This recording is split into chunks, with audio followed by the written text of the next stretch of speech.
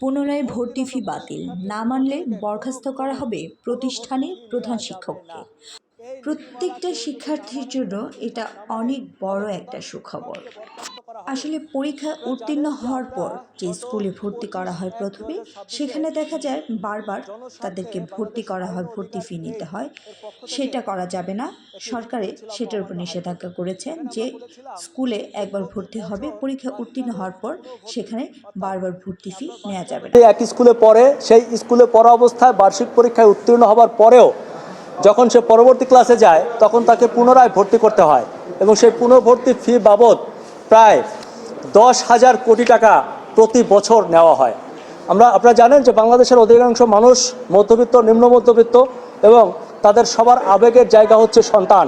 আর এই সন্তানকে মানুষ করতে গিয়ে এভাবে শুধু ভর্তি ফি না, পুনর্ভর্তি ফি না, শুধু এই যে ফিগুলো বাদেও এছাড়াও উন্নয়ন ফি, বিল্ডিং ফি, এসি ফি, ফ্যান ফি, রিলেশন ফি এবং অনেক ফি আছে যেটা বাচ্চাদের উপর বর্তায় না, স্কাউট ফি, লাইব্রেরি ফি, যেগুলোর কোনো কার্যকারিতা নাই। এরকম বিভিন্ন অজুহাতে প্রায় 10,000 কোটি টাকা প্রতি বছর নেওয়া হয়, যেটি সম্পূর্ণ অবৈধ। সেটি বন্ধ করার জন্য আমরা মহামান্য হাইকোর্টে রিট করেছিলাম। যে রিটে আমরা শিক্ষা মন্ত্রণালয়ের সচিব, উপসচিব, সহকারী সচিব এবং প্রাথমিক ও গণশিক্ষা মন্ত্রণালয় এবং মাধ্যমিক ও উচ্চ মাধ্যমিক শিক্ষা বোর্ডের পরিচালককে আমরা বিবাদী করেছিলাম। তাদেরকে মহামান্য হাইকোর্ট নোটিশ পাঠিয়েছিল। সরকারের পক্ষ থেকে, মন্ত্রণালয়ের পক্ষ থেকে আমাদের সাথেও যোগাযোগ করা হয়েছিল।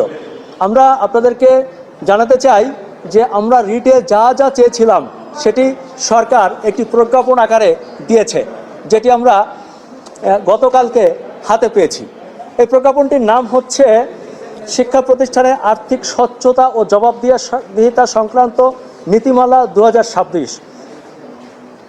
এখানে 11 পৃষ্ঠার এই প্রজ্ঞাপনে বিস্তারিত রয়েছে একটা প্রতিষ্ঠান কিভাবে চলবে, কিভাবে কমিটি হবে, শিক্ষকদের বেতন কেমন হবে, শিক্ষকরা কি কি খাতে টাকা নিতে পারবেন, কি কি খাতে ব্যয় করতে পারবেন, এটি স্পষ্ট নীতিমালা দেওয়া আছে। শিক্ষা প্রতিষ্ঠানের যদি গ্রামে হয় সেটির বেতন কত হবে, যদি মফস্বলের কোনো শহরে হয় কত হবে, যদি সিটি কর্পোরেশনে হয় কত হবে, যদি ঢাকা চট্টগ্রাম হয় তাহলে বেতন কত হবে, সেটিও এখানে নির্দেশনা দেওয়া আছে। শুধু তাই না, আপনাদেরকে একটু যদি একটা লাইন পড়ে শোনাই। এখানে 5-এর ধারায় সরকার স্পষ্ট ঘোষণা করেছে কোনো প্রতিষ্ঠানে ভর্তিরত কোনো শিক্ষার্থীর নিকট থেকে কোনো ক্রমেই পুনর্ভর্তি ফি নেওয়া যাবে না। তবে টিউশন ফি নীতিমালা অনুযায়ী টিউশন ফি গ্রহণ করা যাবে। এই টিউশন ফি বলতে বোঝানো হয়েছে প্রতি মাসে আমরা যে বেতনটি দেই। আমাকে অনেকে বলছেন যে এই যে সরকার স্বচ্ছতা জবাবদিহিতা একটা নীতিমালা করলো, এটি কি সবাই মানবে? সরকারও সেটি ধারণা করেছিল যে এটি সবাই মানবে কি মানবে না, যার কারণে ভিতরে আরও কিছু কঠোর নিষেধাজ্ঞা দেওয়া আছে। এই রিটে স্পষ্ট উল্লেখ করা আছে এই নীতিমালা কেউ যদি না মানে, কোনো প্রতিষ্ঠান না মানে, তাহলে প্রধান শিক্ষককে বরখাস্ত করা হবে এবং এই বিভিন্ন অজুহাতে ফির সাথে যারা জড়িত প্রত্যেককে জবাবদিহিতার আওতায় আনা হবে এবং আইনগত ব্যবস্থা গ্রহণ করা হবে। এটি একটি কঠোর নির্দেশনা। আর এখানে জি জি জি জি জি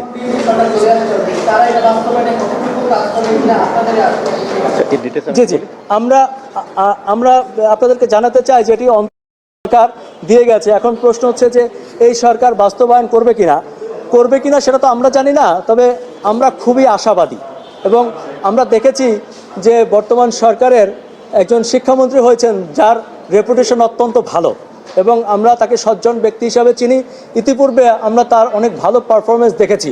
আমাদের বিশ্বাস এবং আমাদের অনুরোধ যে জনাব এহসানুল হক মিলন সাহেব আমাদের সাথে থাকবেন এবং এই যে সরকারি প্রজ্ঞাপন এটি যথাযথ বাস্তবায়নে খুবই স্মার্ট লোক সে এবং সে পারবেন, আমরা আশাবাদী।